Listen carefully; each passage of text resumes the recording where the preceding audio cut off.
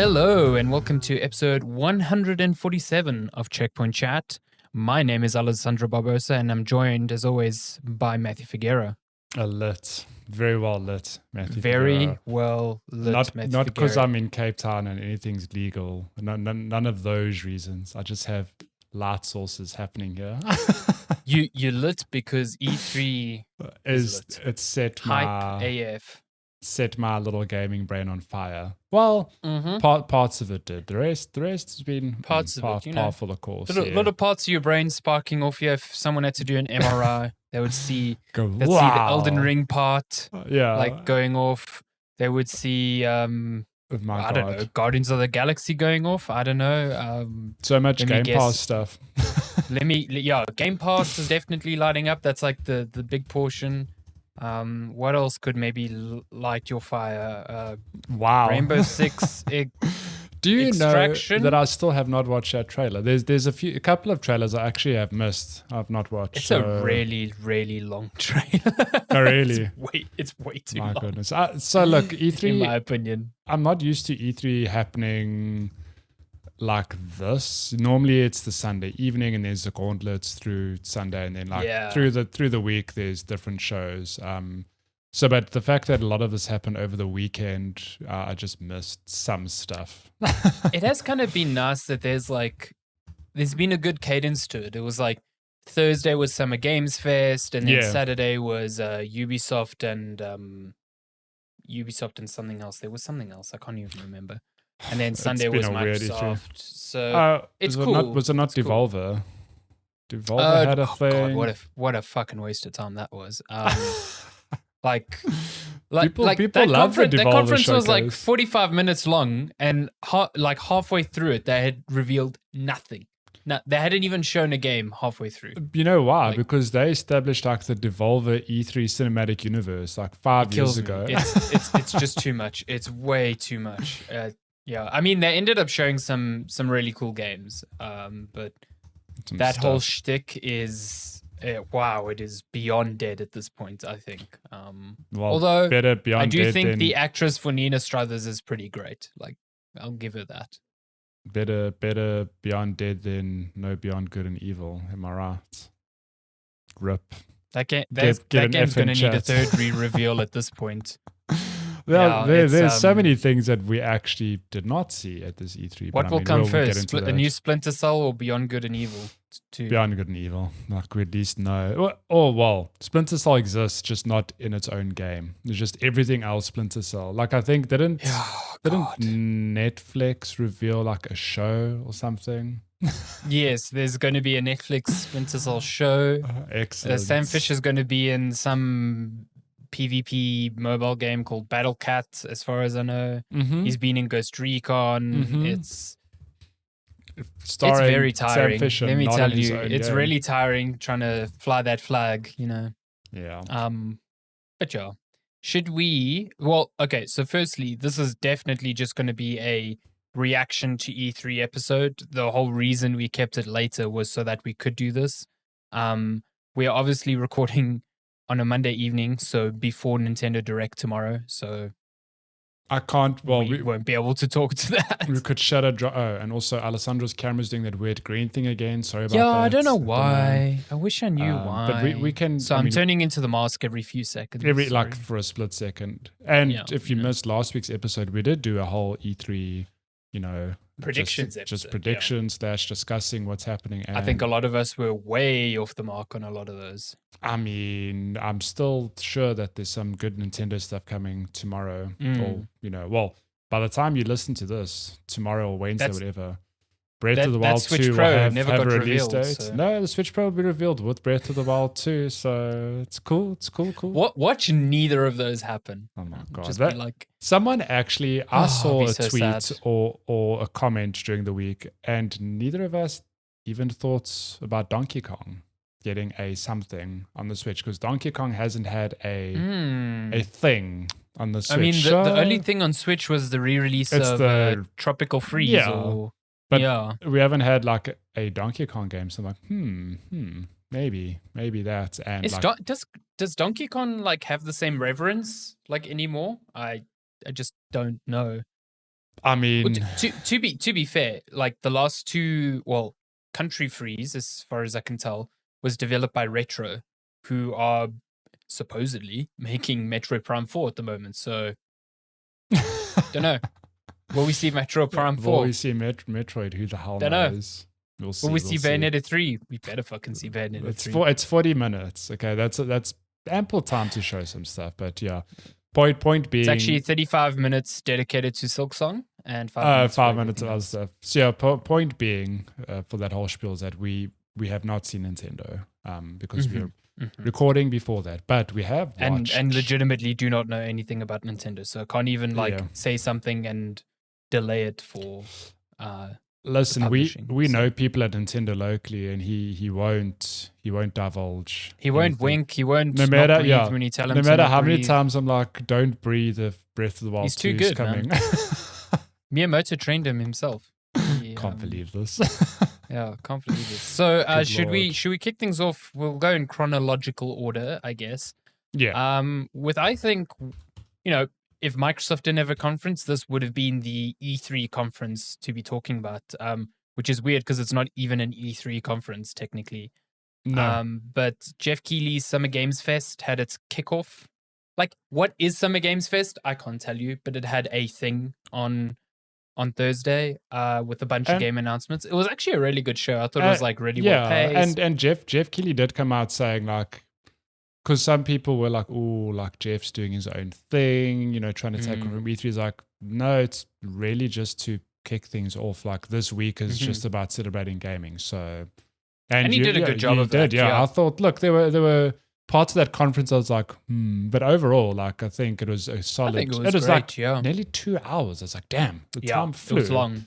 But it wasn't as long as last year's Gamescom one night only thing, which was like 3 hours, and that just dragged on for way too long. Well, so I think he's getting the hang of it. Like he's getting the hang of it. So the show opened with something that had leaked prior. Borderlands is getting its own spin-off called Tiny Tina's Wonderlands. So it's described as a sort of like a high fantasy loot game. So, Borderlands DNA in there as well, but not necessarily just a shooter. It will be more RPG-like in that sense. Did you play Assault on Dragon Keep, the DLC? I did, Borderlands 2. So this is 100% leading into that, I presume. Oh my God, what's the video? Yes, I think so. I mean, it seems to take inspiration from that heavily. Yeah, but they did say... it's not a Borderlands game. It's not a Borderlands game. They made it very explicit. Yeah. Which, like, the trailer doesn't really give you much other than there's magic and dragons. Which, it's got a cool style. I like the style being applied to something different, you know what I mean? I mean, there's still guns. I mean, look at that. Of course there's still guns, man. If you're watching the video version, there's still guns. There's a pretty great cast. You've got Andy Samberg, Wanda Sykes, Ashley Birch is there as well. Will Arnett, old Tiny Tina, yeah.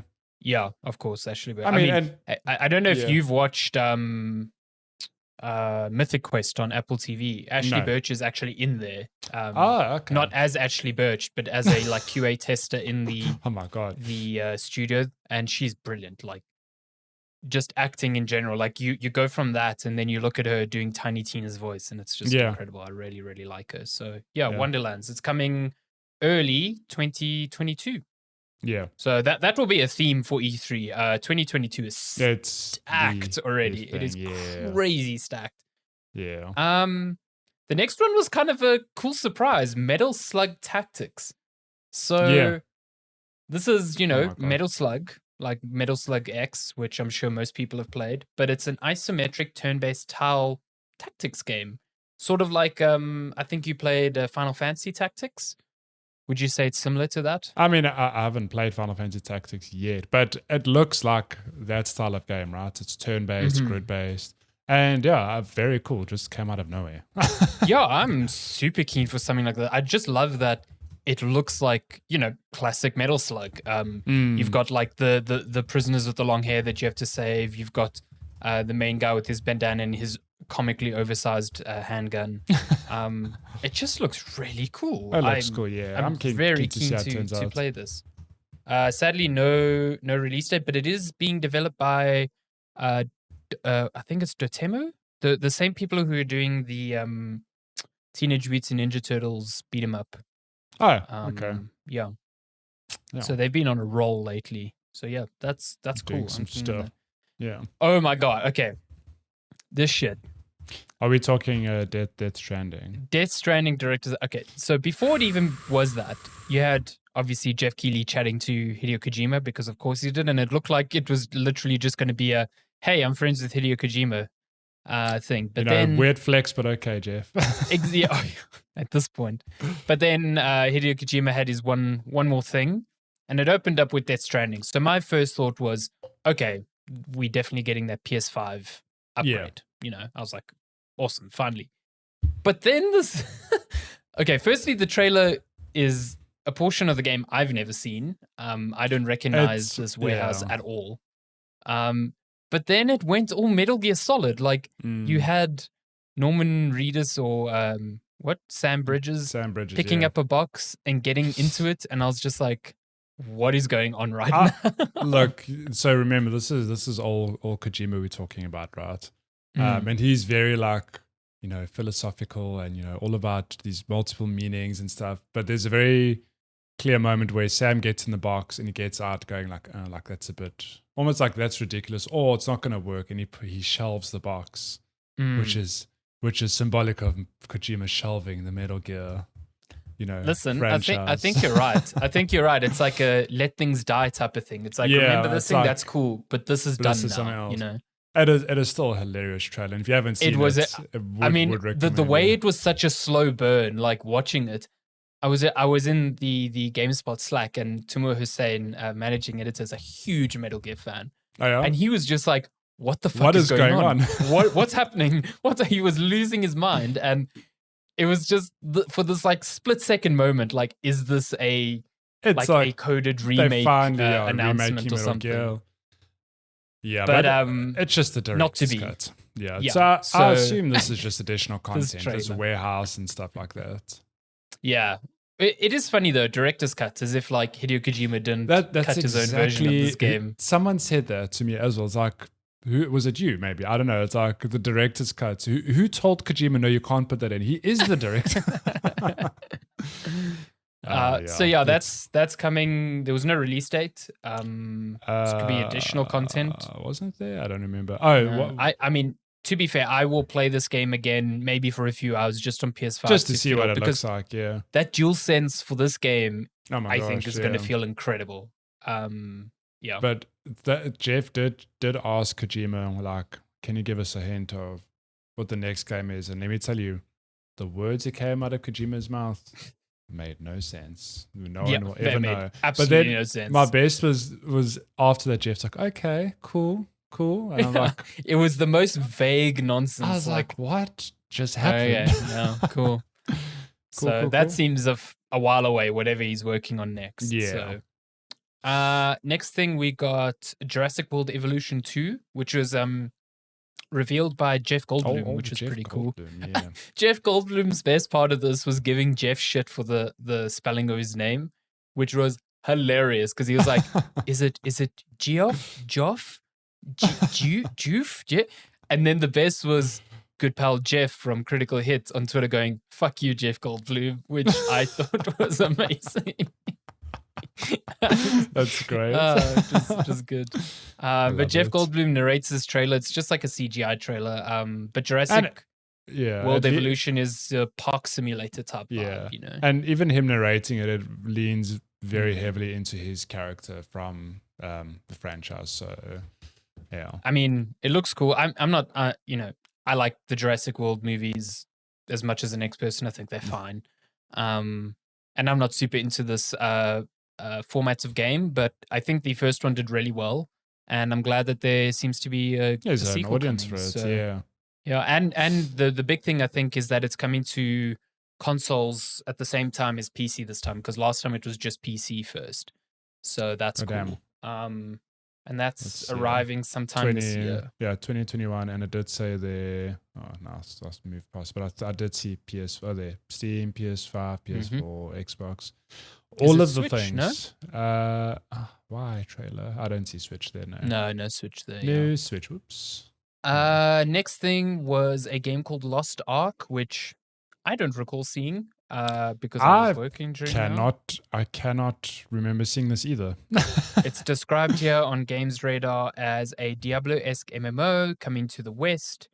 It's been playable in Korea and Japan for years, and it's also launched in Russia. But now Amazon is helping branch it out to America and Europe. Okay, I'll allow. I think this does ring a bell then. I was very much like, this looks like Diablo. Okay. Because it does. Like, if you just watch like for a second here, it's very Diablo-esque with its combats and stuff. I mean, that's some Diablo there. Yeah. Yeah. I actually saw Umar, a friend of the podcast. He said Diablo games are really just Muso games. I was like, yeah, they are. They're a top-down. He's right. This man knows his stuff. They're isometric Muso games. He's right. Can't believe this. So that's coming fall 2021.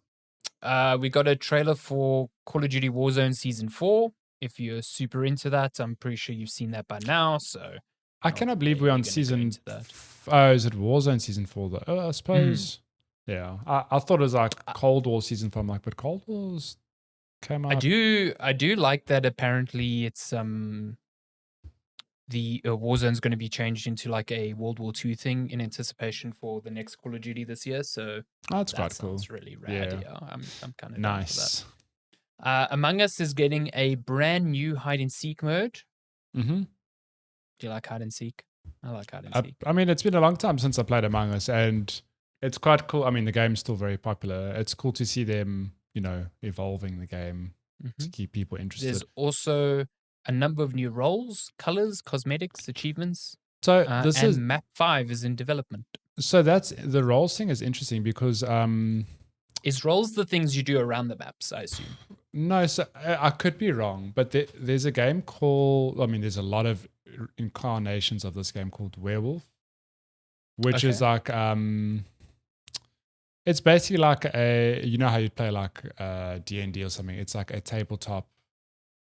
You don't even need like any tools for it or whatever. You can get a room full of people and you sign roles, and the whole point is to try to figure out like who the werewolf is, Like that Ubisoft's making like a TV series based on that, isn't it? I have no idea. Okay, we'll get to that. But so the basic premise of like werewolves, that there's a werewolf and there's a whole lot of villagers, and then the werewolf like every night kills people off, and the villagers have to try and guess who the werewolf is. Like it's, I mean, Among Us takes inspiration from that. It's like you have to talk your way out of situations, or throw the blame off you if you are the werewolf. So in that game, there are different ways to play it, and I know one of them is you get different roles in that game of like, okay, it's not just villagers and werewolves anymore. It's like you are the sheriff, which means that you get this perk. You are the mayor, which means you get this perk. So my understanding in Among Us, or my suspicion, is that if you have a certain role, you get a something that other players don't have. It's just to like modify the game, I think. It's like, for example, if you maybe there's like, as a dumb example, there's a scientist role, which means you can do tasks like twice as fast or something. Okay. So it's like that sort of thing. But I mean, that's just me. So roles. Okay. Yeah. I haven't played Among Us since the Great War. Since I think we played. So yeah. Good Lord. Okay, I'm gonna start flying through these because I just did a scroll down the list, and this. Oh my God, there's a lot. Yeah. Salt and Sacrifice. Yeah, so Salt and Sanctuary, which was always billed as like a 2D sort of Souls-like action platformer, it's getting a sequel. It was announced by Shuhei Yoshida, head of PlayStation Independent Games, and it's coming 2022. Currently confirmed for PS5 and PS4, and it will have co-op this time around. I never played Salt and Sanctuary, but I always wanted to. Yeah. Always look cool to me. So yeah, I like the art style and the animation. Yeah, it's very interesting. Oh my gosh, my PC's just having a heart attack at the moment. Please hold. I don't know why. But you can carry on down your list. I'll catch up. Next is Solar Ash from Heart Machine, the developers of Hyperlight Drifter. Although the creative director of Hyperlight Drifter is no longer at Heart Machine. That's key. to keep in mind. This has been in development for a while. It's like a third-person. I don't even know what it is really. It's like a third-person platformer or action game. I don't know. The trailer was really cool. It showed the like character skating across a huge enemy. And the colors are all like very neon soaked. They've got, sort of like Hyper Light Drifter, lots of intense pinks and turquoises. Really, really nice. So yeah, I never got into Hyper Light Drifter. I tried twice. And I don't know why it should have clicked with me because it's like a Zelda game, but it didn't. But Solar Ash, like I'm super into whatever's going on here because look at it. It looks like you're rollerblading and then she like jettisons herself onto this enemy. It looks friggin' cool, I think. So I'm down for that. That's coming out 2021. 2021, yeah. Then Riot offered a brief glimpse of a new agent coming to Valorant. Looks like some cyberpunk character. That's cool. We also got to look at a new map or a new area of the map coming to Escape from Tarkov, which is called the Streets of Tarkov. I've never played this game. I just know it's a really intense first-person shooter. The sort of thing I think you would enjoy, actually. A lot of people have told me that. Yeah, I mean, every time I hear about this game, I'm like, Maddie should probably play this. I think you'd dig it. I'm one man with limited time who's replaying Breath of the Wild. I think you and John Michael should dive into this. Oh my God, I know. Just saying. I know. So that's coming. We also got the confirmation of 2 Point Campus. The sequel, I guess, to 2 Point Hospital. Yeah, like I suppose, not like a direct sequel, but a spiritual successor or spiritual sequel, if you can call it that. Now you're building a college so that you can extort students for hectic student loans. Yeah, I wonder if it really is just a thing of, in 2 Point Hospital, you just trying to make a profitable hospital. Are you just here trying to make a profitable university? Do you have to, I kind of want to see the animations because I never played 2 Point Hospital, but I remember watching you. What was it, Lenska play? Lenska play, and like some of the like hospital operations are really cool, like unwinding a dude's light bulb head and winding a new one in. It was very like comical and nonsense, and I loved it. So I'm curious to see they'll put their what those spins will on be. that, Yeah. Stranger Things is coming to Smite. You can play as 11. Which is such a weird... Genuinely forgot Smite existed. Smite, for those of you who don't know, is basically a third-person MOBA, which lets you, choose from a pantheon of gods and goddesses from like various mythologies. You can play as Zeus, for example, and various other gods.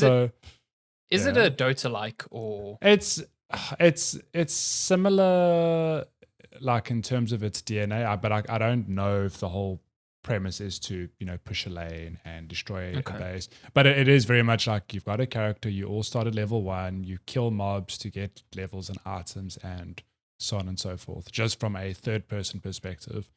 So putting 11 in is funny because it's like, well, what mythology is that from?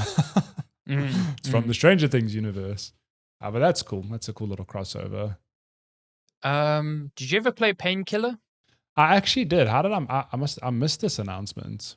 Yeah, Saber Interactive is working on a new one.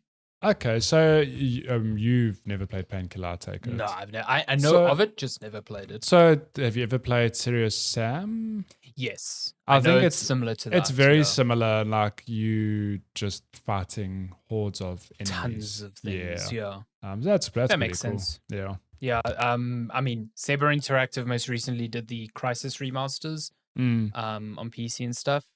They basically just said they're making a new Painkiller. There was like no trailer, nothing else beyond that. So and that's it.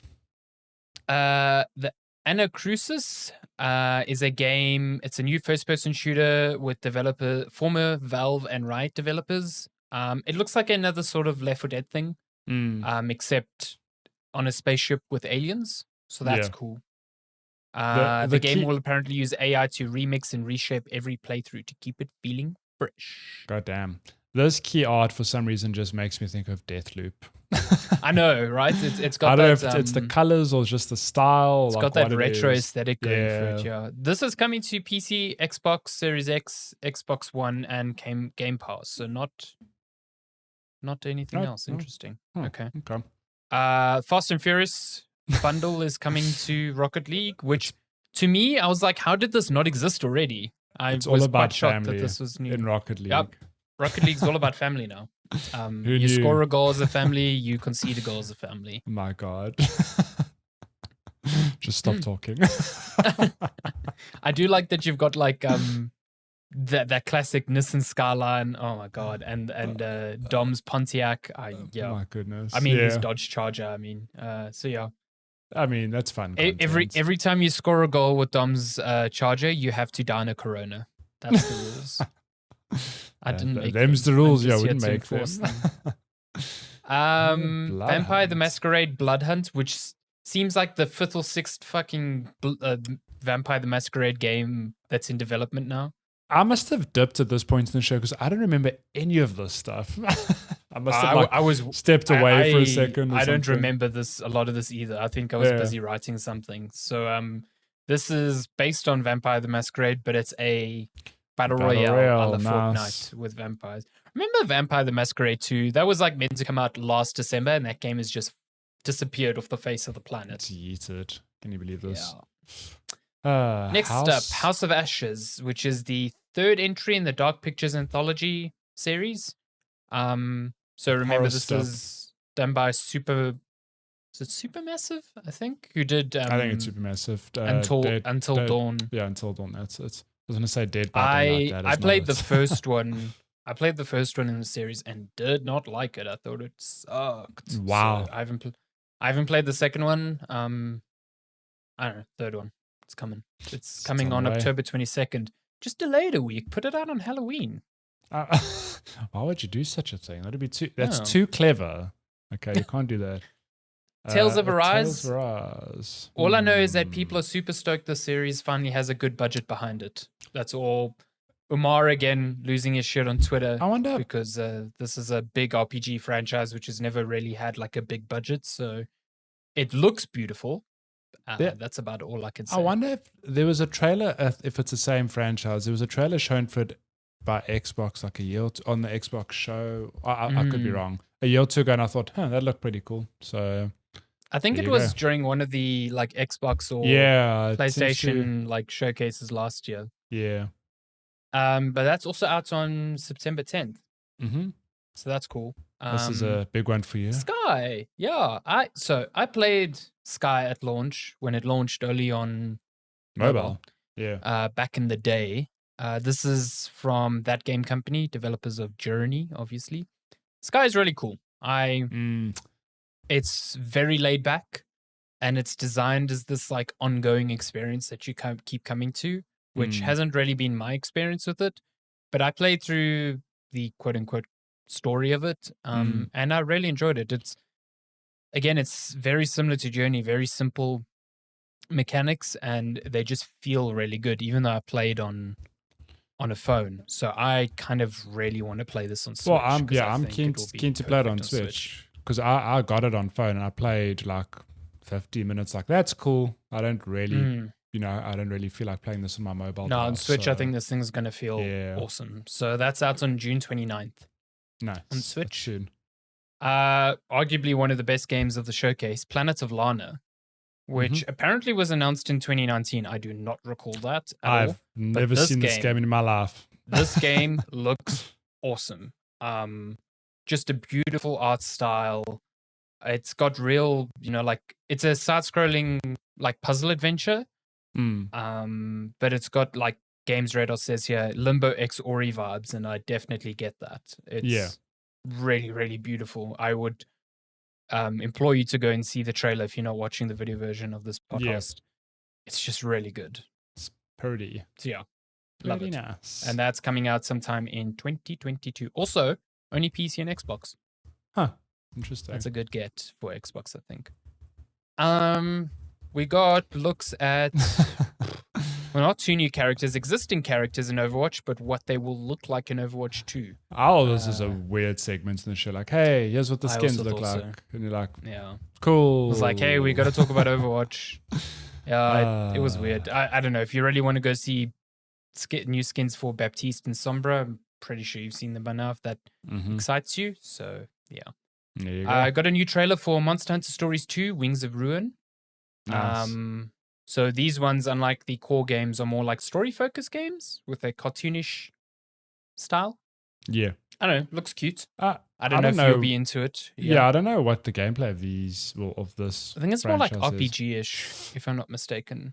I don't know. I've just managed to replace my Monster Hunter addiction with a Breath of the Wild re-addiction. So go away. I mean, this can reignite go away, it, Monster Hunter. We got a new gameplay trailer for Endless Dungeon, a new sort of roguelike from Amplitude and Sega. It looks cool.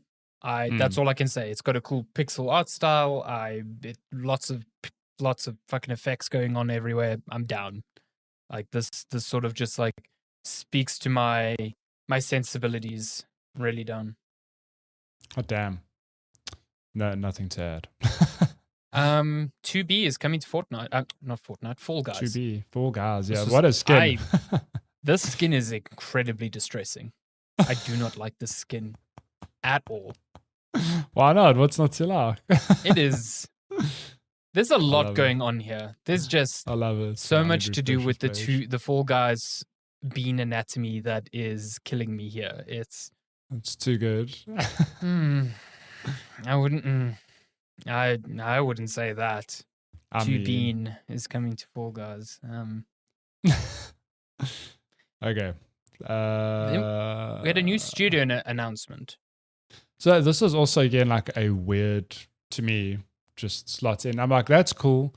But shame. I realized like halfway through this little piece that the one guy talking was just very nervous. He seemed quite nervous. Shame. Like super I felt nervous. bad for him. Like I did an immediate 180 of like, oh man, like cool, whatever. And I was like, oh, like he's just human like us. Just striving to do big things with his life. He's just very nervous. Yeah. I think the big thing here is that obviously the two guys on stage are former Treyarch developers, Dave Anthony and Jason Blundell. And their studio Deviation Games is making a new IP that will be a PS5 exclusive. Yeah, I think that was the most fascinating part is that, they obviously have negotiated or done something to get PlayStation's attention. Yeah. So, yeah, quite curious to see what they come up with. Yeah. I got another trailer for Back 4 Blood, which I think has had a trailer at like every fucking conference this E3. It's just everywhere. This game still looks really good. Let me tell you, the more I see it, the more I'm like, okay, this is now around the corner. And it looks just like, well, not just like, but it's the modern day Left 4 Dead 2, which I'm very keen for. So, I mean, and it's made by Turtle Rock as well. Yeah, so, it did make an appearance at the Xbox conference as well, where they basically revealed a versus mode, which I think people kind of expected, and it's coming to Game Pass, which I was like, that's huge. Yeah, I think that's a great really nice. Yeah. That's a huge thing for. I think it's a good deal for both parties because like Xbox gets this new game, and Back 4 Blood gets this audience at launch. So I think that was a good call. That's out on 12th of October. So there is a open beta on August 5th, so we should definitely try that. But damn, I'm ready. Then we got news that Xbox, it's actually live now until this coming Friday. There's a ID at Xbox demo event. So if you've got an Xbox One or a Series X or Series S, you have access to over 40 demos for upcoming games. And some of those include Tunic, which is like isometric Zelda, but with a fox. Fox It Zelda, looks really good. which apparently is really hard. I think IGN had a preview up and they said it was like surprisingly difficult. Fantastic. So, curious to play that. There's also Sable, that really cool like what does it it's like that rings a bell, but now I can't. It's like you jetpacking through like a desert, and it's got a really distinct art style that looks like a painting in motion. So that's got a demo out. Yes, I know exactly. It's from I know exactly what you're talking about. It looks cool. Cool. Lake, chill poster worker story coming. So there's 40 demos out now, and they're only available for this week. So give them a go. So much stuff. Tales of Midgard? I genuinely do not recall this game. It's apparently from Norsefell Games and Gearbox. And it's coming out on July 27th. Sure, it's around the corner. Yeah. Evil Dead, the game. This from Saber Interactive.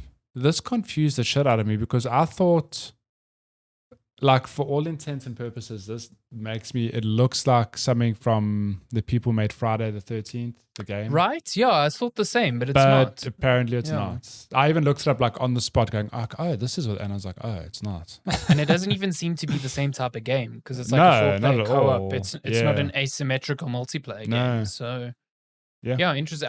I've never watched The Evil Dead, so I don't know why one of the characters is in medieval armor. Nor do I. But it's coming. So yeah, that's cool. You want that. But let me tell you. And then the fucking highlights of the show. Jeff Keighley got let out of gamer jail, as he said on stage, which I thought was very funny. This was a massive surprise. Yeah, this was huge.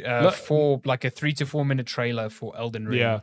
And not only that, it was not because I mean, if you don't know, like Elden Ring was shown in 2019 at I think the Xbox stage, Xbox conference, yeah. And since then, it's been, if you were there, since then it's been like radio silence. Like they've said nothing on this game to the point where literally there was no updates on it. Like it almost seemed like the game was cancelled at a time. Well, it became like a meme of like, it's sorry to be that person. It's in the same category as Silksong. It was like, we know this game's coming, but they've shown this game. Does it still exist? Like, we don't know. And then at the Summer Game Fest, they end with this. And not only do they show like cinematic, mixed with gameplay, they drop a reveal date. And I'm like, in my head when I watch the game, I'm like, cool, it exists. It's coming out like late next year, maybe early 2023, like at a push.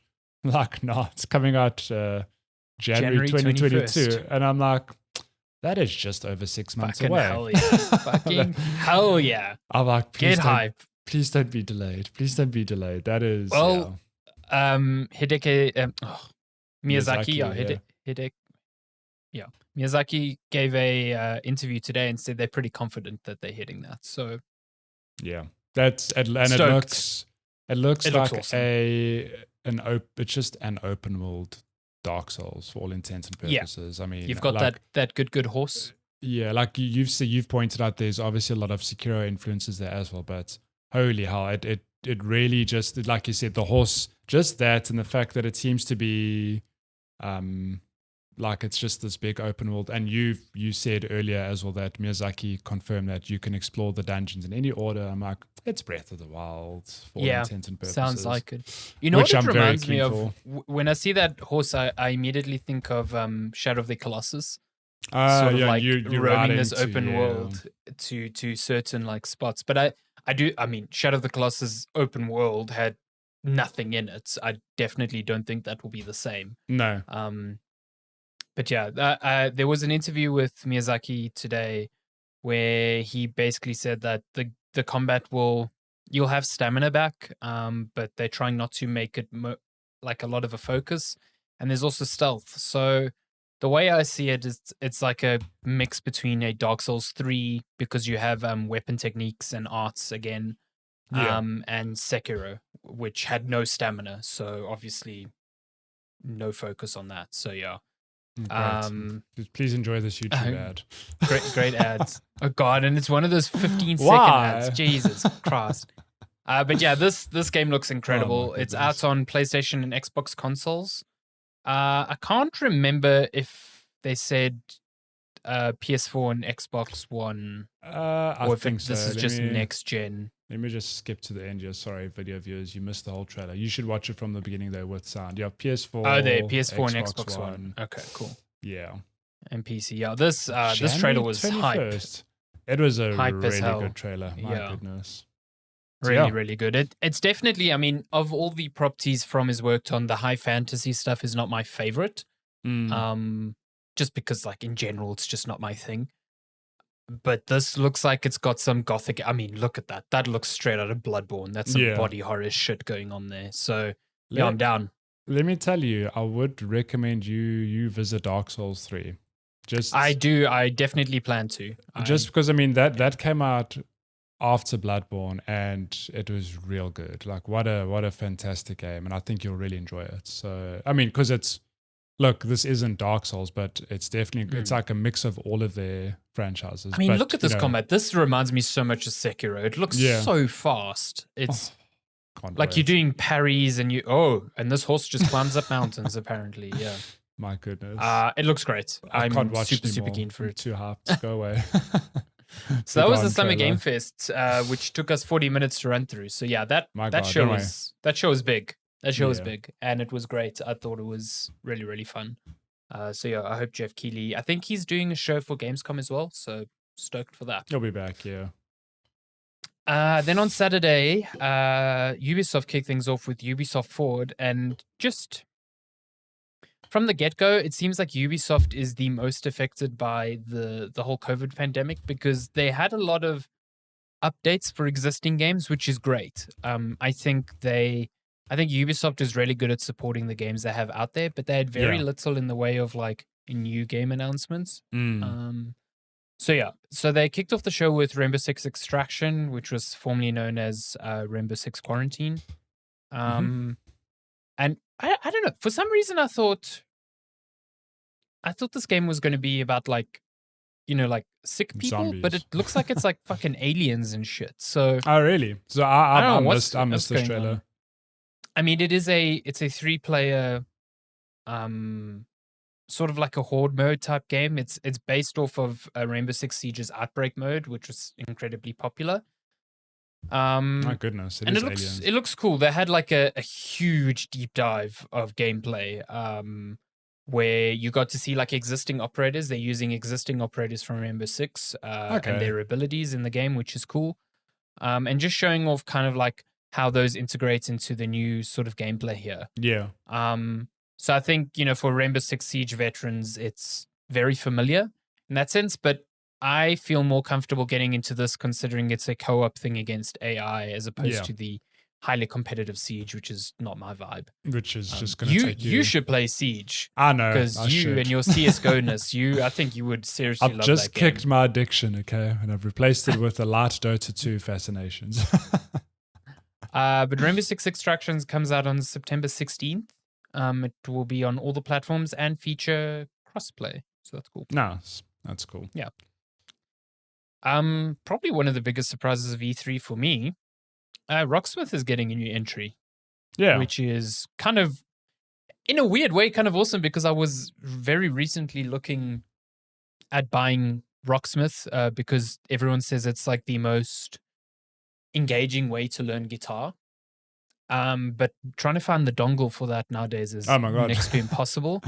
So I'm like kind of like taken aback that this just came out of nowhere. So Rocksmith Plus is described as a new interactive music learning subscription service.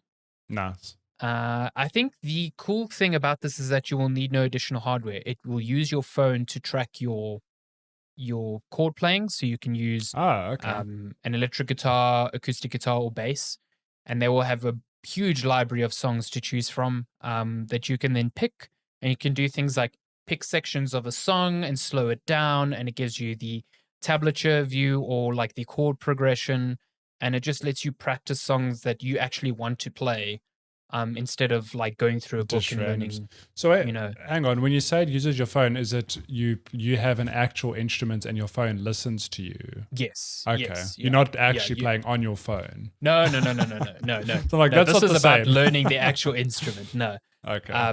You'll just be able to use your phone to capture the sound and for it to give feedback on that. So I think having it as a subscription service is the smartest move because then they can continually add new content. Yeah. They spoke about like creating a community where people can ask for help on certain, things. So you get like a community helping you out. Those things are all if they work type of thing. But it's cool. There's a closed beta currently you can sign up for, but there's no release date. But I think that's rad. That's cool, yeah. Anything that helps you learn guitar, that's cool. Down for. Did you watch anything about Riders Republic? I did not watch Ubisoft at all, so this is all brand spanking new to me. Oh, okay. So this was revealed, I think, last year during a Ubisoft Forward. It's like it's from the developers of Steep, but it's not just snowboarding now. Now it's like BMXing, it's like wingsuit gliding, I think, skiing, all of the things, snowboarding. Yeah. Yeah, so Ubisoft gave players a look at first-person mountain. Yes, the first-person mountain biking looks so cool because it was you know, like when people record with a GoPro, like them going down like treacherous mountain. It was like that. It was pretty rad. Nice. So yeah, that looks fun. It's coming out on September 2nd. If you're into sports, then yeah. Got a new trailer for Rainbow Six Siege. Oh my god, this game is 6 years old now.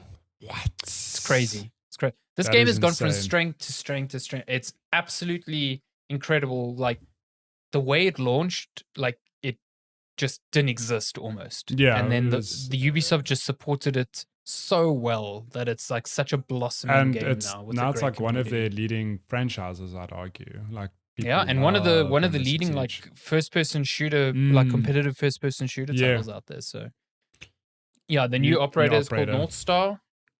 Is it not Thunderbird? Sorry. Yeah. Thunderbird will be available as part of North Star's update. My bad. So yeah, they also promised crossplay coming next year, so that's cool. Oh, that's cool. That's really cool. Yeah. Nice. Are you up for more Assassin's Creed Valhalla? I mean, I enjoyed the last DLC, so why not?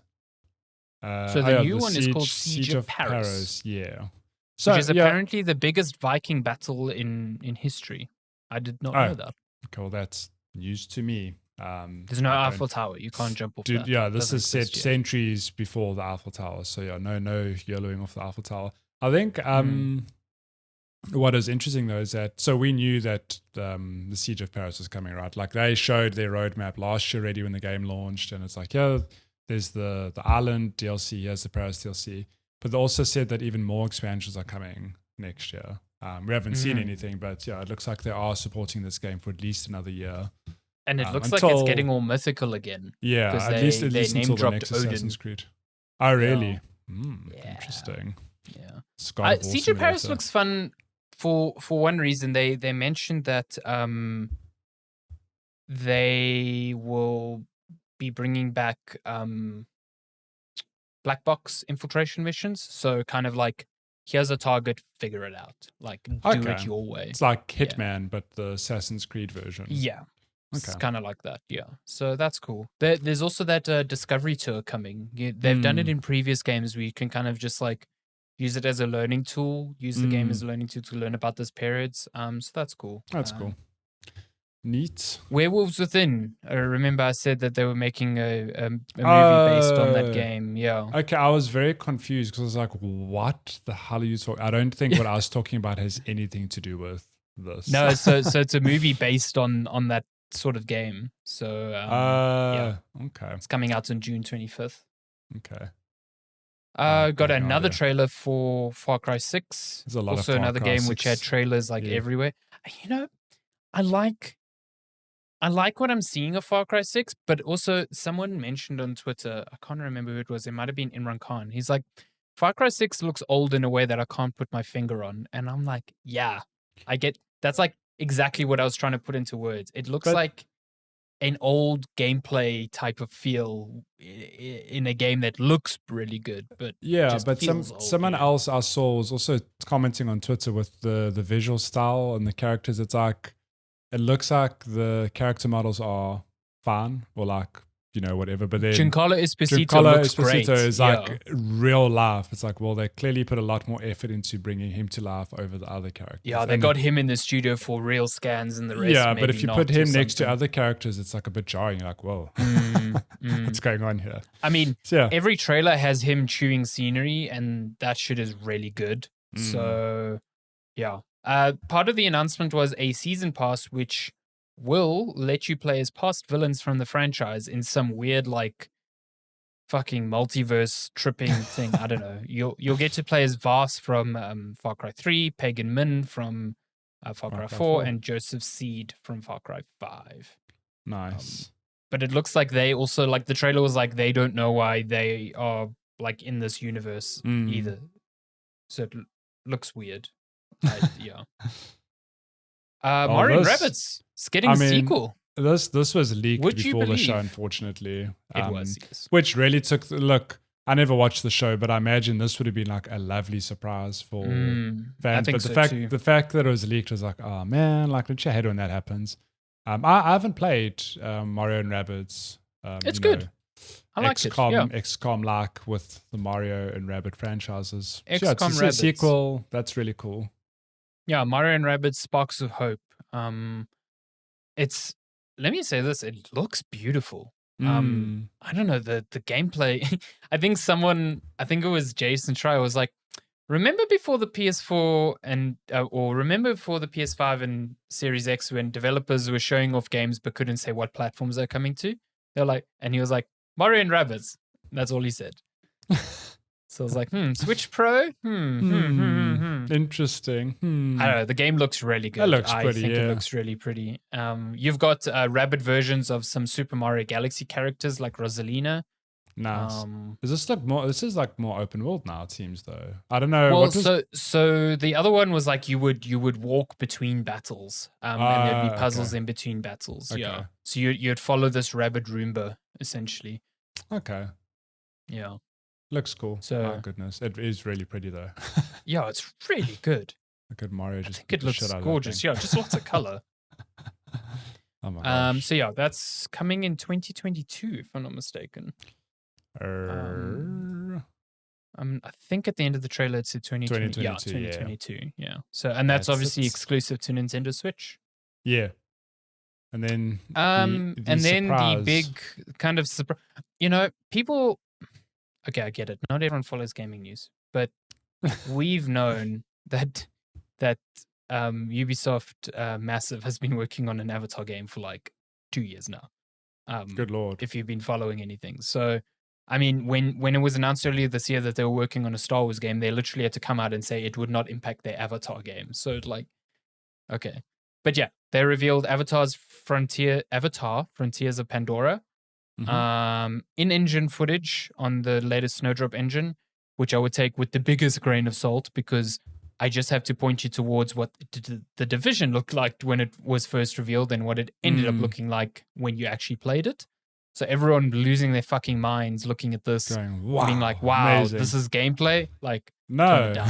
Like, everything with E3, tone it down. Like, whenever something is not strict as gameplay, don't expect it to look like that. And even when it is gameplay, turn it down. Like, yeah. Again, go look at 2013's Division gameplay trailer, which was live gameplay. The game looked nothing like that. I actually did watch this trailer, and at no point did I go, wow, this gameplay, because it's very clearly a cinematic only trailer. Yeah, it's like, it's definitely an engine. There are parts where like there's a character like moving away brush, whatever. I'm like, but that's still cinematic. Like, you know, like this, you can see them touching an animal. I'm like, no, that's clearly. My God, I really want to know if this game is first person, because there's portions where it looks first person. It seems to indicate that it is, but that's so weird, man. You're gonna play as this big blue cat, and it's gonna be first person. Like, well, what I'm quite interested to see in a game like this is that this is just a sweeping generalization. A lot of games we play today are, you know, like Marines good, everyone else bad. This is Marines bad. Ubisoft actually made an Avatar game back when the movie was popular in 2009. Yeah, and you could choose between playing as, what are they called? The Na'vi. I actually remember that. Oh my God, Na'vi, the esports organization. This is the origin story. Oh man, Dendy's really changed in his old age. Yeah, I know. I mean, he moved from Dota. He's Dota playing Windraven here. You can see. So I'm curious to see what the game actually turns out to be. But it exists, and it's. I mean, I have no real. I enjoyed that movie like pretty much fucking everyone else on the globe at the time, but it's been like 11 years. Look, I'll come out and say it is a weird thing to be like, hey, Avatar. I'm like, yeah. Like, I know there's big money with the franchise, because aren't they also making the film sequel, which that in itself has also been like. Avatar 2 is coming, and it's been like how many years now since that? Like, I don't know. You said 2009, so It's been a long time. 2009. Can you believe it? I mean, James Cameron's sequel is meant to come out next year. Yeah, the one that I'm keeps saying. getting delayed. It's just been delayed forever. Yeah. Okay. Well, that's Ubisoft basically. That was their big surprise. But like you said, we knew the game was coming. And yeah, sorry, just to recap what you did say earlier is that there weren't really any surprises. Apart from the Mario and Rabbids game, but otherwise it is like, hey, here's all the stuff you know. And also just updates to continuing games, which is, I mean, again, it makes sense given the year that has just passed. And even more so with like Ubisoft's MO currently. So yeah, that's cool. I mean, if you're invested in these games, these are big updates for you. Like you're super stoked for them. So yeah, it was cool. It was a short and sweet Ubisoft conference. It was nice. And Microsoft next, Xbox. We're gonna have to fly through this because there were tons. Yeah, of my God. I mean, there. okay. First and foremost, Xbox's conference, Xbox and Bethesda, I guess, was near perfect. Like they finally fucking understand what to show now.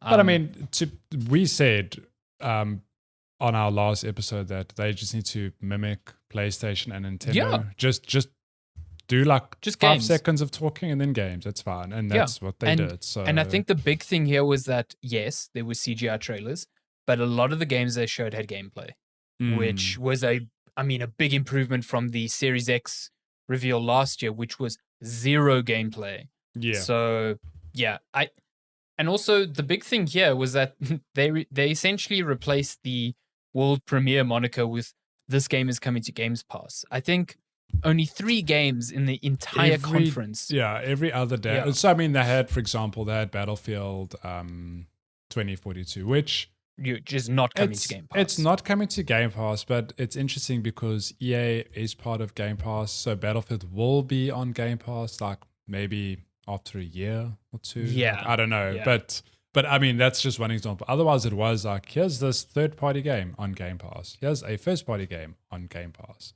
Here's a Bethesda game on Game Pass. So these are all the games that are coming to Game Pass. Okay, so firstly, the conference opened up with Starfield, which was, I felt really bad because the trailer it didn't showed leak. Nothing. The Washington Post accidentally published it half an hour before the conference, which really fucking took the wind out of the sails there. But it did confirm 2 things. One, that we weren't going to get gameplay of Starfield, which I thought was wild. And 2, that the game is very far away still. It is only coming out 11th of November, 2022. I mean, look, I know that's very far, but it's not that far. It's like a year and a bit. I mean, there were people thinking it was coming out this year. So. No, so look, if you're one of those people, you're crying, going, where? That's so far. I don't know. In my head, I've always thought this game's far. Phil Spencer, and he did this a few times during the conference, pretty much every new property or any new Bethesda game coming out is exclusive to Xbox. Yeah. So we can finally put that dumb argument to rest. There is no way in hell Microsoft paid $7.5 billion to continue making PS5 games. It's not going to happen. And people were bitching about Starfield, saying, oh, it was already announced. It was already this. Starfield is exclusive to PC and Xbox. The same goes for Arcane's new game, Redfall, which was announced at the end of the show. Also exclusive to Xbox. So that is the MO going forward. That said, Starfield, I mean, since then, Todd Howard has explained it as Skyrim in space. Cool. Whatever. We kind of knew that, but yeah. Yeah, like shocked. Anyway. My goodness. Okay, so let me just go through this list here. Yakuza Like a Dragon coming to Games Pass soon, which is cool. That means I think the whole Yakuza franchise is on there now. Yeah, they showed the whole Yakuza franchise. So I'm keen for this because I've been wanting to play Like a Dragon. So I think rad. I can play this. Noelle actually said it's best. She said it. What's today? Monday. She said at work this morning.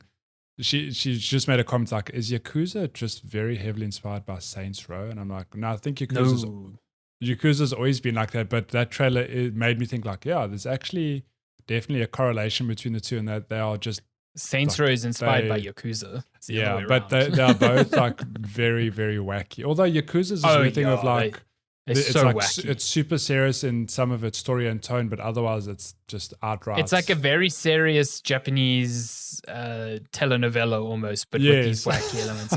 And Like a Dragon's even more so, because Like a Dragon isn't a brawler. It's a turn-based RPG. And the only reason it is that is because the main character Ichiban is like obsessed with Dragon Quest. So it looks really good. He envisions battles playing out as a Dragon Quest battle. That's not actually how they're playing. It's ridiculous, and I just I really want to play it. Like, but I watched that trailer, and I must say that is the first trailer I've watched that made me. It just clicks. I was like, huh. This is a game I could really get into. And obviously because it's a new 7 is a new protagonist. It doesn't have. Yeah, it's a good place to just jump on. Yeah, exactly. New gameplay, new protagonist. Great jumping on point. Back 4 Blood is coming to Game Pass, as we mentioned earlier. That's awesome, big deal. I hope it's Starfield on PC as well. Game Pass. Yeah, I don't know if it will be. So yeah, when you say Game Pass here, I don't have a differentiator of what is on PC. Yeah. But yeah, Starfield obviously coming to Game Pass and exclusive to Xbox. Contraband, which I, for the life of me, cannot remember the developer now, but it's billed as like an open world co-op game. Oh, Avalanche! You're right. You're right. Yeah. So same people who did. I think it's the Just Cause. Just Cause. Yeah. It's a co-op open world thing. They didn't show any gameplay. It was just that was one of the CG trailers. Yeah. Stalker 2, Heart of Chernobyl. That got a lot of gameplay, and boy, does that look good! Oh my god, super pretty. Jeez, it looks everything I'd want from a Stalker game. A Stalker sequel. It's like moody. It's got the horror elements. It's definitely got some role-playing elements in there as well. So, if you were into the Metro series and never played Stalker, you should definitely get on that. So that's out in April 22nd. It's also going to PS5, but it will be on Game Pass. And this is the thing that Microsoft kept driving home. It's like, not all of these are exclusives, but do you want to pay $60, $70 for this, or do you want to just play it on Game Pass? You know what I mean? That's the big deal.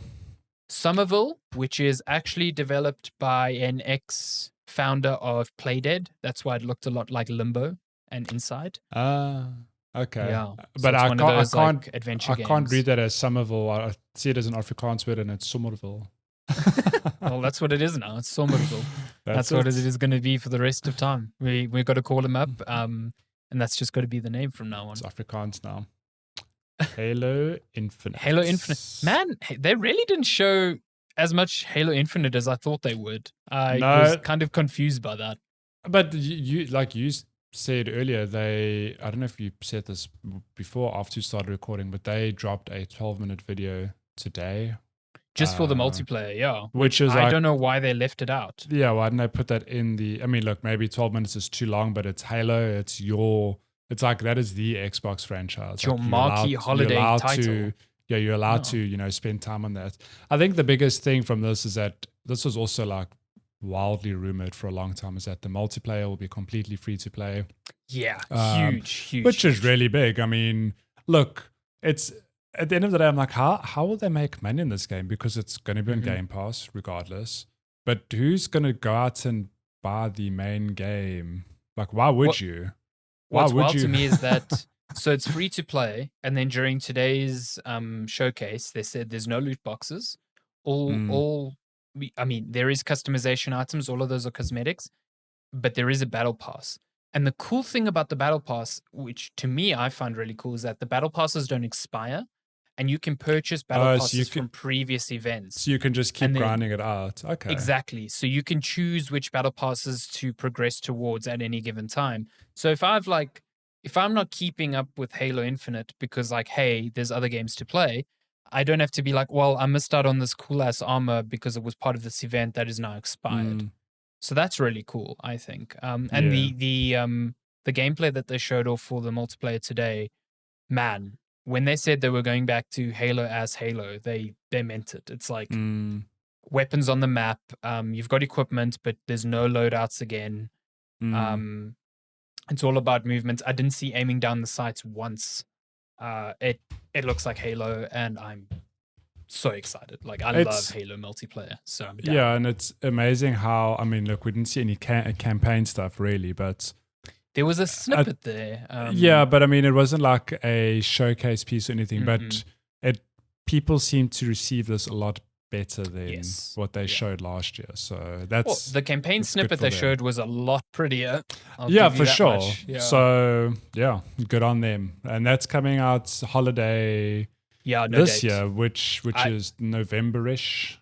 I would say there's no date on that, because if it does shift slightly, like a week or two here or there, they do not want an article saying delayed again. Oh, for sure, yeah. So I think that's the only reason there's no hard lock date yet, because it's still a bit in flux. But I don't see a world where this misses this year. Doesn't come out this year, yeah. That would be catastrophic.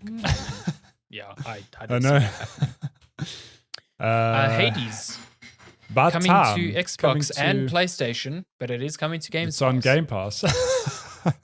Look, I'm glad this is coming to both consoles, because I mean it's been on PC and Switch since last year, and we've spoken about this game to death on this podcast. It is a real good game that I cannot wait for more people to play. Yeah, Game of the Year 2020. Can't wait for more people to play it now. So yeah. I'm hoping that on the newer consoles it will have like 120 FPS mode. I think Best Bash on Twitter mentioned that, and I was like, I don't see why not. I mean, it's not like a graphically intense game. Look, I know a lot happens, but yeah. One thing, because I know it is possible on Switch and PC, you can swap over your save. You will not be able to do that with these versions, unfortunately. Boo. Bummer. I wonder why. So you just have to start again.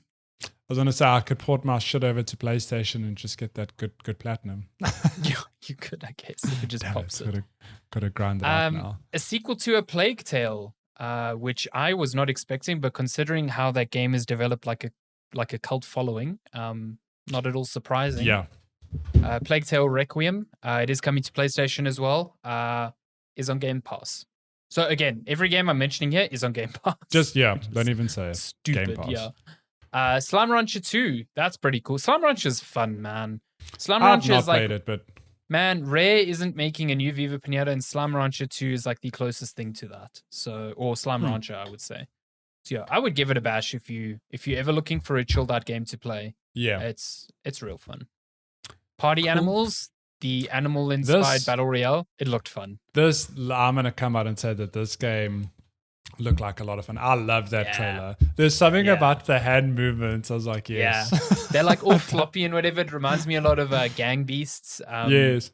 But I just like the idea of these like cartoony animals like shooting each other or playing these mini games where they're like balancing a plane or something. It looks like a really fun party game. So yeah, I'm down for that. Apparently it's a battle royale though, so very curious to see how that. I guess Fall Guys is a battle royale. Yeah. I mean, it's like a different version of Fall Guys, if I could be so bold / cheeky to say that. Shredders 2, you skipped one. Oh shit, I did. Yeah, Psychonauts 2. Sorry, that's coming out in August. Happening. They finally got a release date. I need to play the first one because I've never played it. I've also not played the first one. So first one is on Game Pass. Is it a 3D platformer? Yes. Okay. But everyone that I've spoken to has told me that the first one is phenomenal. So that's why people are like super stoked for this one. For some reason, I've always just assumed that Double Fine and what's the dude's name? Is it Tim Schafer? Tim Schafer, yeah. That they do like story / adventure games, but they do. They did Broken Age and they did Grim Fandango and a lot of those LucasArts so I'm not mad, games. but this is for all intents and purposes, this is a platformer. Yeah, okay, platformer. Cool. Yeah. Okay, then we get to Shredders, which is a snowboarding game. That's pretty much all I have on that. Oh, it's not the origin story of Teenage Mutant Ninja Turtles Shredder. That would be a lot better. Make a Teenage Mutant Ninja Turtle Shredder snowboarding game. Nice. Him just shredding the ice with his big goodness. Wrist claw thing. Jeez. Very cool. Atomic Heart, which looks like Bioshock because people got sick of waiting for a new Bioshock, so they just made it. They just made a new one. It's like Russian-inspired Bioshock. This game has been kicking around for ages, and there's no date on it. But it is coming to Game Pass, which is awesome. So that's cool, but still no date on it, which is bizarre to me. Like it's probably one of the best games of the show, replaced. If you have not seen the trailer, just bring this trailer up quickly, because this thing, this art style, I can't even call it pixel art because I don't know what the fuck it is, but it is absolutely gorgeous. Allah, I actually do remember this trailer. Hang on. It's got like a Blade Runner-esque style noir to it, but then it just turns into this mad combat game. This game came out of nowhere and just took my attention right away. It gave me the way the art style is. It's not at all like this art style, but it's kind of reminded me of how Octopath Traveler came out of nowhere, and it's like it just put such a spin on that style of game with this weird pixel art, like you recognize the style it's going for, but it's doing something completely different. It did something different. That's exactly that on 2D platformers. I mean, look at this. It's like high def pixel art. It's like so weird. And when it gets to the combat scene later in the trailer, it reminded me for some reason so much of Symphony of the Night. I don't know why. But like just all of these animations and this movement. I'm in love with this game. Look at this. This reminds me of Symphony of the Night. That specific scene, So all of this, I'm like, okay, cool. Maybe it's like a story-based noir. And then he starts fucking people up, like in this combat. It just looks so intense. Well, like, look at this. Oh, gorgeous, man. Yeah. So that's coming, I think, it's early on Xbox. And it is on Game Pass, and that game. Wait a minute, is that? Oh, it is coming on. Oh, played day one on PC as well. Yes. Yeah, PC and Xbox. Nice. Yeah. Okay. Grounded, the survival game, Honey I Shrunk My Kids game from Obsidian, is getting a new update. Doom and Shroom. Oh, sorry, the Shroom and Doom update. So that's cool. I totally forgot about Grounded. But I do remember we streamed it. I'm waiting for this game to just release one day, then we can. Yeah, because I mean, the content that was there when we played it was like nothing. So yeah. How do you say these names? Uiden Chronicles, Uiden Chronicle Rising, and Uiden Chronicle 100 Heroes. I missed this part of the. I think these are Suikoden spiritual successors. So those very old like Japanese RPGs, if you're into that. I think this one was Kickstarted, if I'm not mistaken. So yeah. Also coming to Games Pass. The Ascent, which is like sort of like a top-down arcade shooter. I think that's coming in July, if I'm not mistaken. So they just like reiterated that date. That's early on Xbox as well. Age of Empires 4, obviously early on Xbox. The Outer Worlds 2, which I did not expect because I thought that first game sucked. I mean, I know you did, but some people seem to really enjoy it. I don't know. I was very excited for it before launch because it looked almost like a Fallout spiritual successor to me, and then I played it and I was like, this is boring as hell. So wow. Yeah. That trailer was kind of quirky though. So yeah. Microsoft Flight Simulator. Microsoft Flight. This is an interesting one. Because it's only coming to the new Xboxes, but it is out this year. So it's not. Phil Spencer did say 2 years. But listen, this game would never run on all the Xboxes. And you know what? This game destroys modern CPUs and computers. It just would not work. But it's interesting because I've seen people bitching on Twitter that it only runs at 30 FPS. And they're like, to the point where I've seen actual tweets saying, I won't play it because it's 30 FPS. It's like, dude, running that game at 60 on computer is a struggle. Do you understand what is going on in this game? I mean, go look up any Digital Foundry video. They use it as a stress test because they cannot get this game to 60. Not only that, it's a fucking flight simulator. What do you need to see 60 FPS for? Listen, this game is fucking gorgeous as well. Like, it's absolutely, it is not the type of game I'll invest tons of hours in, but I've dabbled in it just to see it, and it is mind-blowing how incredible. Do you know what I mean? Like, at no point is there like fast-paced action. Like, maybe I mean, there's dogfights, Matthew. I got to take down my. I just can't understand the argument here. Like, what? You want the landscape to load slightly smooth? I need that 60 FPS. People are ridiculous. I can't. I just can't deal with this. There is a Top Gun, I think, add-on pack that's coming to it, so that's cool. You can play. Does that mean Tom Cruise will be in Tom Flight Sim? Cruise. Tom Cruise is on Games Pass. Nice. Oh my god, Tom Cruise coming to Game Pass. Confirmed. Forza Horizon 5. So this is surprising because I think we even spoke about it in that Forza Motorsport is happening, but Forza Horizon 5 is coming and launching this year. Mm-hmm. So cool. Motorsport's early next year, man. So that is so weird. They just snuck this out in front of Forza Motorsport, and it's set in Mexico, which, I mean, that was rumored for... It was, yeah. A lot of people thought Japan, and then that quickly dissolved into Mexico for a while now. I think it's cool. It gives a very, a distinctly different look than Horizon 4, which was in Britain. There were moments in that trailer where they were like, oh, we took pictures of, real world places to map it out. And I thought what we were looking at was the pictures they took, but it was the gameplay. And I had to do like a double take, like, oh, okay. Yeah, I think every Forza game it's always like a technical marvel. And like, not only does it look great, but it runs like it runs beautifully. Smooth, so I love these games. I've said it time and time again that these are the best racing games out there. I think the Horizon series is just like head and shoulders above anything. Like this is what Need for Speed wishes it was. Yeah. It's so good. So even if you're not huge into racing, I know Jeff actually told me he's like not big into racing, but he reviewed Horizon 4 and he fell in love with it. Like, a lot of people fall in love with, but this is Game Pass. If you get an Xbox or PC, your first thing to try is probably Forza because you can. Because you're like, I want to see all them pixels. I want to see all... and you go, oh, damn, this game's actually really good. So, yeah. Forza Horizon 5 coming this year. Among Us. I think it's... coming... Yeah. Mm-hmm. Yeah, it's coming this year. I think it's September. I think it's November 11th. No, it's November, yeah.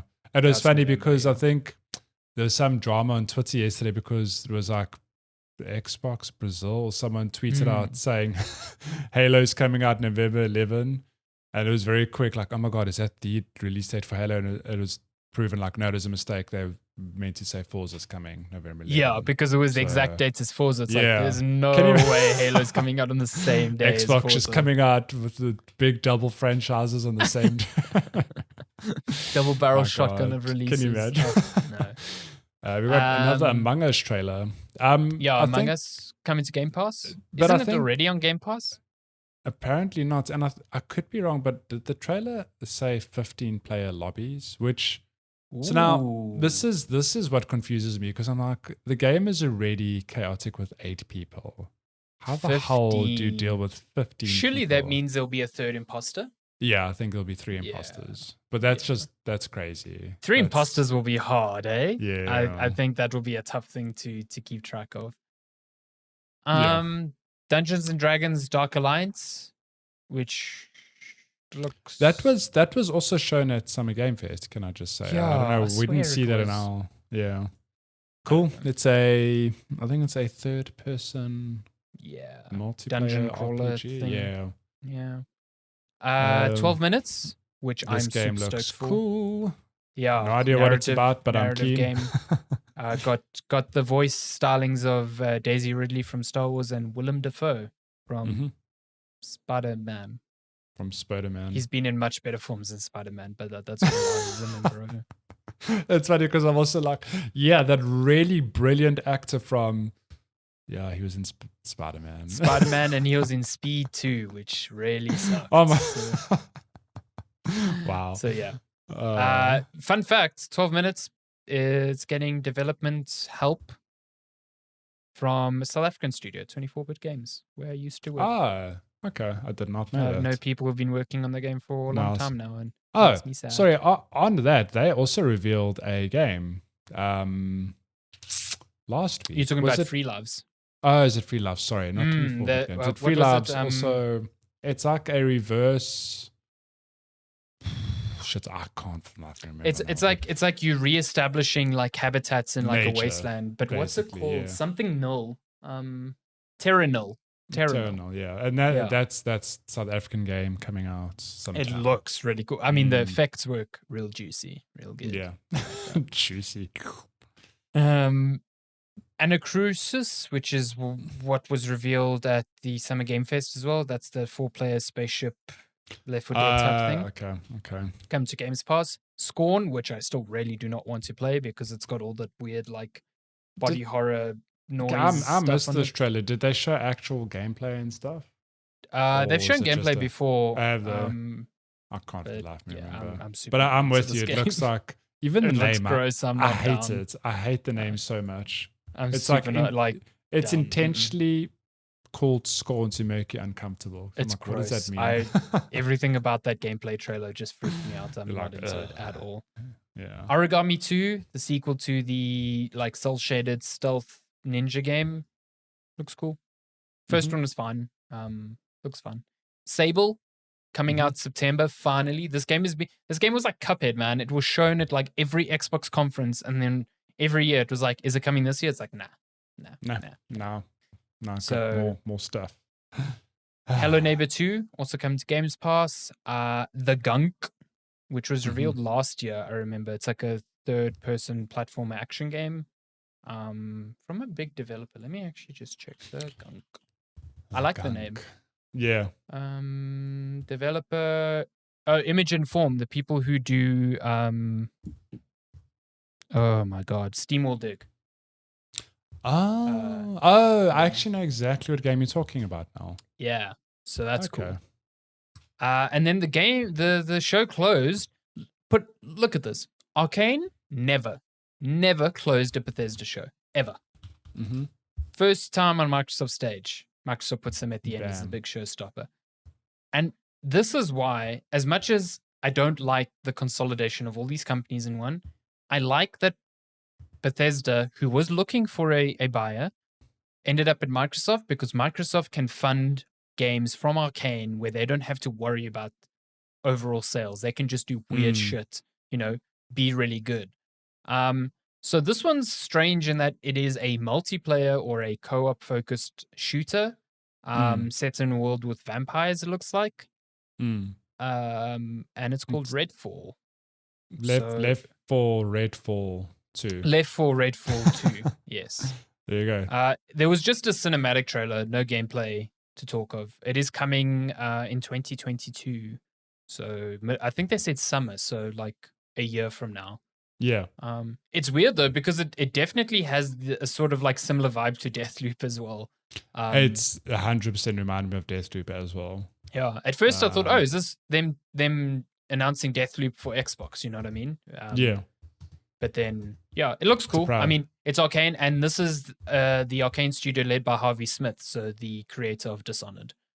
Because obviously Deathloop is made by Arcane Leon, which is led by a different team. Not saying that one is better than the other, but Harvey Smith has made some of the best immersive sims ever. So to see him doing something else, I'm immediately curious. Yeah, super curious. Yeah, that's cool. And this, just like Starfield, Xbox exclusive. So yeah, bam. That was a pretty cool trailer. I lost you for a second there, and I cried. I know. Slowly, but we're fine. Back. We're good. Okay. And that was Xbox. All of those games, you can get for $9 a month, or it's crazy. No, Ultimate is $15 a month. So for the price of 2 brand new games, you can get all of these games for a year. And that was Microsoft's message. And I think it's a very strong and compelling one. Can I tell you? Yeah, I think it's a compelling one. Doesn't matter that a lot of them were third party. I think that actually just strengthens things because then you don't have to depend on Microsoft's first party offering. No, they've got some good games coming. Game Pass is not the Halo service; it is the just games service. Just the game service. Yeah. And then we end with Square Enix. Who had a show. What a fucking train wreck of a show. Which didn't start off that way. It started off with Eidos Montreal's Guardians of the Galaxy, which was rumored. I want to know what you thought of this. Because I have mixed feelings on this thing. So I watched the trailer today, and I know a lot of people are like, it looks fun. I don't know. I'm a bit torn because I think maybe the expectations are just very high because it's a Guardians of the Galaxy game, and we we've maybe coming off of Avengers. Off Avengers, you go, I'm not really keen for this. But look, if it's a good third-person Guardians of the Galaxy game, then why not? Like, I like the tone of the trailer because that is Guardians of the Galaxy. It is this.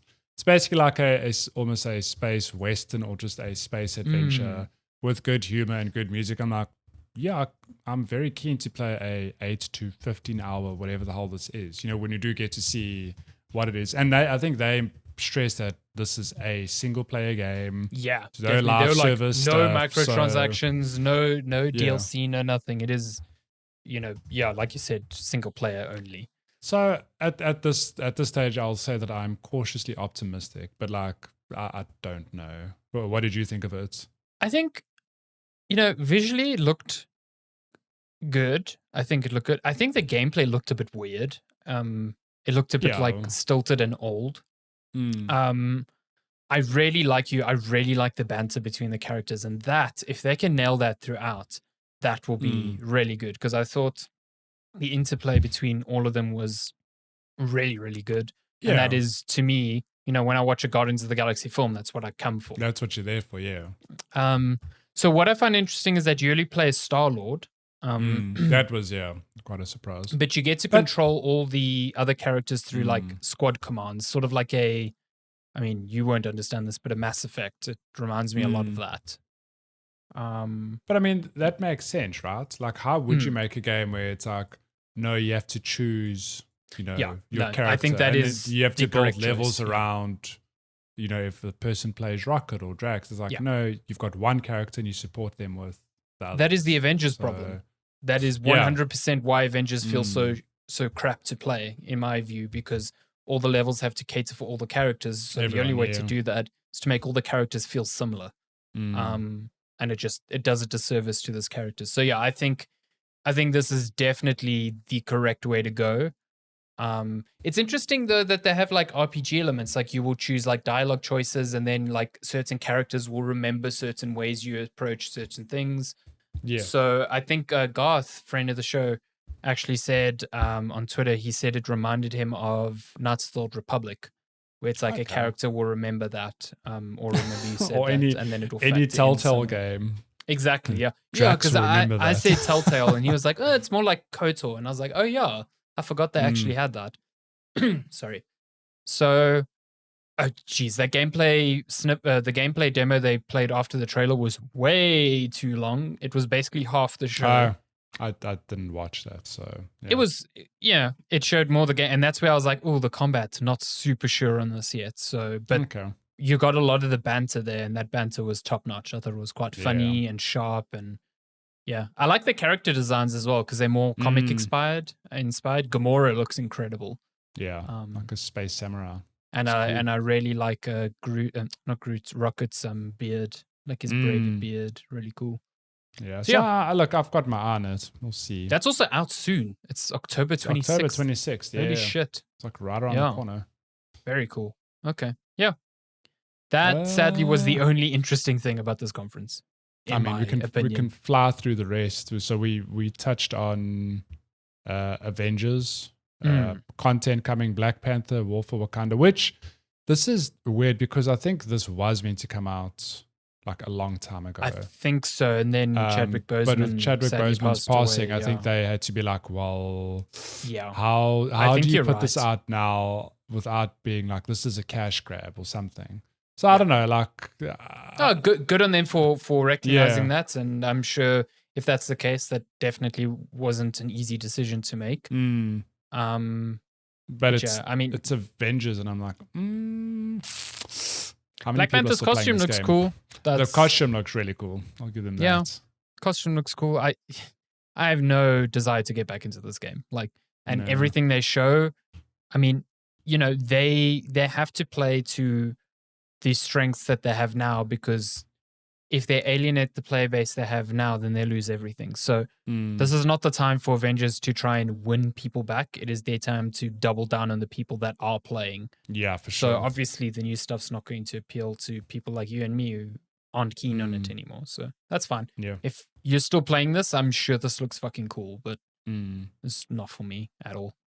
Talking about not for me, Babylon's Fall. Holy crap. So I did not watch this. Is this... So this game was announced for 2018. Mm-hmm. 2018 or 2017, I can't remember. Platinum Games announced it. And it's been kind of one of those also dormant for a long time.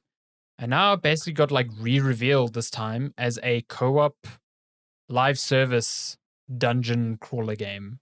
And boy, let me tell you, the response to that did not go down well. Like at all. I mean, firstly, this gameplay looks bad. Let me just jump over to YouTube. Poor. Let's look at the likes to dislike ratio. Okay, that is. I always look at this as an indicator of like, what are people's feelings?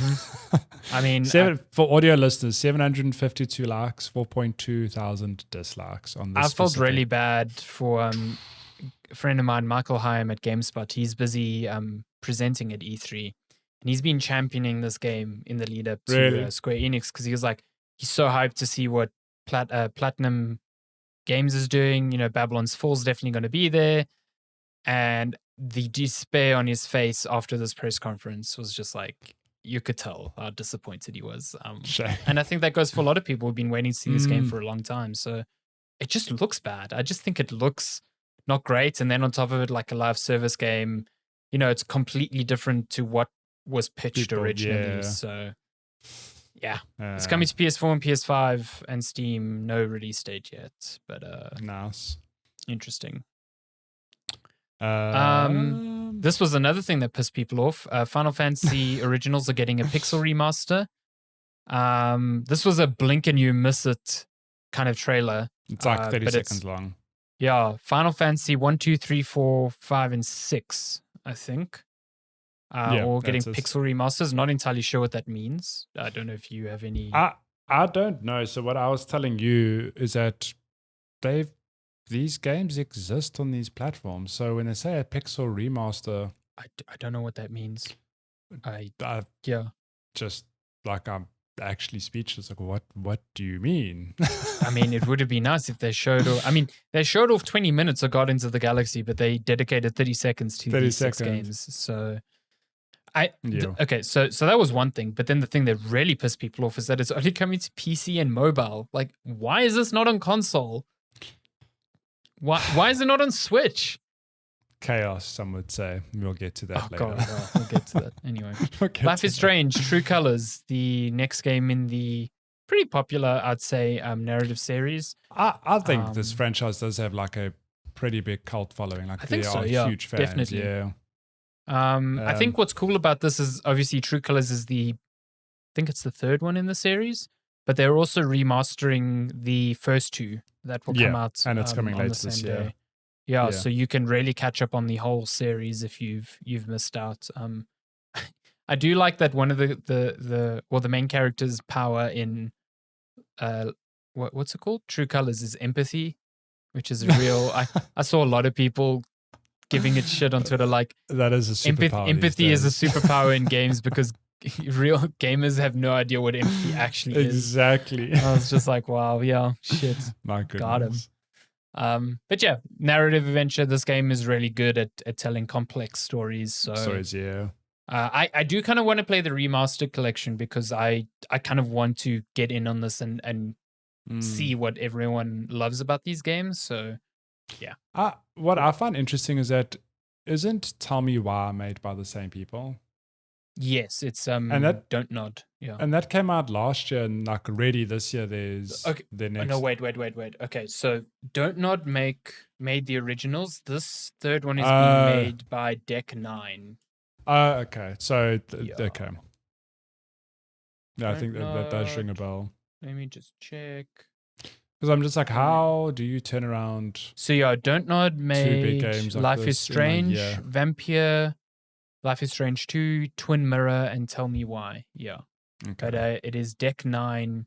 Deck 9 made that spin-off one, which was like a prequel to one of these games. And now they're working on this one. So yeah. Okay. Cool.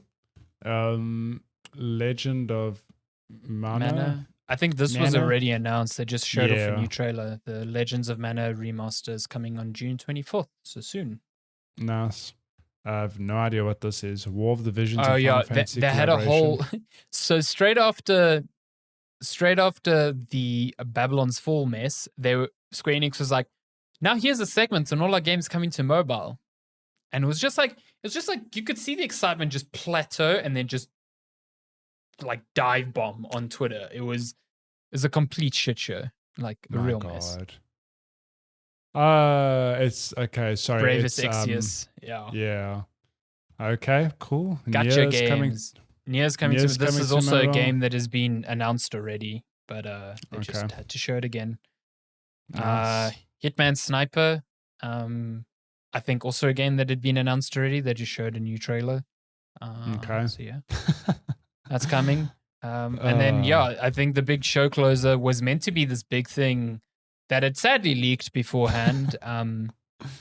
So Stranger in Paradise, Final Fantasy Origin, being made by Team Ninja. To be clear, the trailer didn't leak, but we knew like Team Ninja's got a Final Fantasy game, and you think like, damn, that's there was a cool. rumor like Final Fantasy Neo crossover type of thing. Yeah, like the people who made Neo are making a Final Fantasy inspired game. Cool, it's gonna be like character action, maybe Dark Souls meets Final Fantasy, and I guess it is that, but this game looked trash, absolute trash. I think the word chaos was said about 40 times within 2 minutes. Good Lord, it wasn't that much, but it was a lot. I was writing something on the side, and all I heard was chaos. And the game is going on. So for some quick context, this game is meant to be a retelling of the very first Final Fantasy, which, let's be honest, the first Final Fantasy came out many decades ago. It had a story, but like it was a very basic story. So this is just a very loose inspiration of like, wow, we're going to retell that story. And what was shown is, there's some gameplay here. Looks okay. He likes turning enemies into crystals. But the way the dialogue was just like, the dialogue was awful, bad. like just really, so cringy really bad. Yeah. And also just like I'm looking at this game and does this look like a game that comes out on modern consoles? This looks old. No. Yeah. It just looks bad. Like visually just doesn't look impressive at all. Yeah. The gameplay doesn't look like something I'd expect from Team Ninja either. No. I don't know. I'm super confused about this entire thing. This could have been a real redeeming factor for the whole show. You know, considering that it's a spin-off of Final Fantasy, it's a brand new thing. But good Lord, I couldn't. And then the cherry on the cake was demo came out last night. I don't know why at the conference they're like demo coming soon, and then it was out like 2 hours later. Like just say that. Just say that, yeah. Anyway, but then the demo was corrupted, so no one could play it. So people were downloading it, launching it, and it was like, this game's corrupted. I'm just shaking my head. Square Enix, like Jesus Christ. I don't think Square Enix have had a good conference. Like they haven't. I don't think so. And this could have really been it. Mind. Like, yeah. Okay, put it this way: they weren't the worst conference. The worst conference was definitely one we didn't even talk about, which is Gearbox, because that was hellishly boring. Did they do is that today? No, that was on Saturday, before Ubisoft. Oh, okay. It was basically like 40 minutes of some Borderlands content, and then like Randy Pitchford walking around the set of the Borderlands movie and seemingly getting everyone on set irritated. Like he was talking about the movie with Eli Roth and Kevin Hart and whatever. There's even that great meme where he goes for a high five for Kevin Hart and Kevin Hart just looks at the camera. It's fucking cringy. It's so bad. God. Can't even. It's like, it's okay not to have a conference. Like, it's fine. You don't have to have a conference, especially when you have literally nothing to say. Like, just don't. My goodness. So but that's been E3 in a nutshell. My voice is dying. Is it gone? I was going to say we did have questions, but it is late. I'm going to maybe bank those for our next episode because it's after 9. We still have to edit and stuff. Alessandra's busy downing the hell out of that glass of water with the thumbs up. All right, I forgot I had to edit this today. God damn it. You thought you were going to play some games now. You thought wrong. Rip. But yeah, obviously I'm very excited to see Nintendo. Maybe by the time you're listening to this, Nintendo would have happened. But if you are catching this in the morning, then it is this evening, Tonight. I guess. Yeah. Yeah. And I think E3 this year has been good. You know, there's a lot of snark and stuff online about this conference, and I think it's just really fun. I think, you know, it being only online always, you know, it's not the same as being there, especially now you see that conferences come and go, and normally at the show you would have interviews with developers, hands-on sessions, and you'd get more tidbits about all those games you saw at the conferences, and you're not getting that now. And that's really why we need an in-person show. Like, everyone's saying, oh, E3's dead, you know, it's all online, whatever. This is the shit that you miss out on. Yeah. And I think that's vital because, like, the showcases are great, but it's like seeing that game, that early at a CG trailer, and then like a day later learning what it's really about because someone interviewed the creative director. Like, that's what E3 is. So we're missing out on that. Yeah, I hope it comes back next year. But this year's been good. I think Microsoft and Summer Game Fest especially were like excellent conferences. And really sad that Sony didn't take part. Yeah, Nintendo will be too. Nintendo's directs at E3 are always really good. Like, to be honest, I don't know. So, like, Nintendo often show a lot of things, but some of the stuff is hit and miss. It's like they have that cheesy English narrator, like this summer play with something, and it's like, okay, you could have just cut to the next trailer. I do remember the one E3 Direct, which was like 90% Smash Bros, and people were super not happy about that. Yeah, it was with what's the creator's name? I can't remember. Yeah, it is like 45 years of Smash Bros, breaking down the mechanics and what's changed. Like, listen, we can move on now. Yeah, we can, you know, he's like, ZL is to block. And you're like, God, really? In the previous game, ZL would do this. But in this game, we took fan feedback into cards. They're like, 30 minutes later, like, oh my God. Aged 5 years since this started. But in previous directs, they shadow dropped Hollow Knight on Switch. Sok Song Wayne. The last E3 Nintendo Direct 2019, they straight up surprised us with the Breath of the Wild sequel. So, fucking let's go. I'm down. Yeah. I'm there. Well, let's see. I just hope they don't dedicate a lot of time to games coming out in like 2 weeks. Like, if there's a 5-minute segment of Mario Golf, like, that game's out in 2 weeks. We do not need that now. We're going to get a multiplayer something on Mario Golf. They've got to we remind don't people. Need it now. It's like I'm pretty sure reviewers have it already. Like, no one cares now. Just show us what's coming next. I want to see next. I agree. Cool. But that's this evening. Yeah. Otherwise, it's been another great E3 season. It's been busy. I've been real busy. And maybe next year will be an in-person one. Maybe we'll go, Matthew. If we're vaccinated. I'd love to. Holy hell, I'd love to go to E3 again. I would love to as well. I think it would be very fun. And I think 2 of us going, we could do it on the cheap. Yeah. I know some bad motels. Bad murder motels. My goodness. Yeah.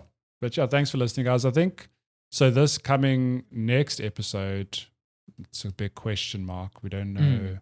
We haven't finalized stuff, but yeah. I think there will be one unless something catastrophic happens, but whether or not Matthew will be here is a different question. Yeah. Will Alessandro do it alone? Yeah. Will I murder Matthew? Oh my God, and do it alone for every week for eternity.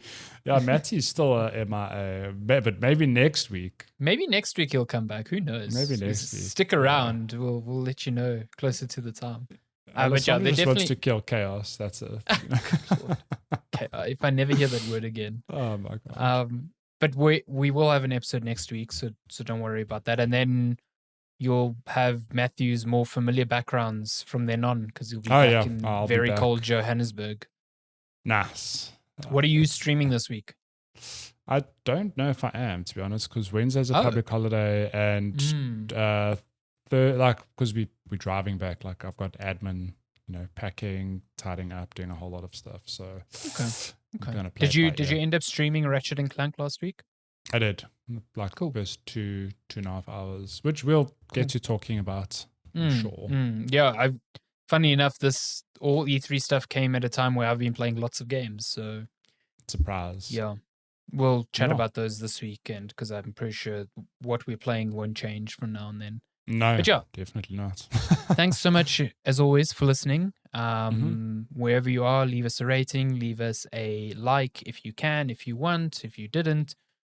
Give us feedback if you want, if you liked, if you didn't. And as always, we will see you next time. Thank you so much for listening.